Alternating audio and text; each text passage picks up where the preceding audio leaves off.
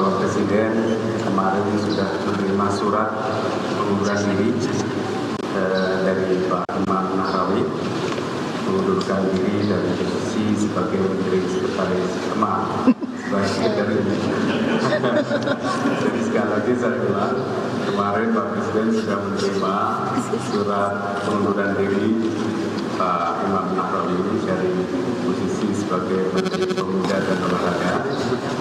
Dan ini tadi Bapak Presiden barusan sudah menandatangani kepres pemberhentian Saudara Imam Nahrawi sebagai Menteri Pemuda dan Olahraga dan mengangkat Saudara Hanif Dakiri sebagai PLT Menteri Pemuda dan Olahraga.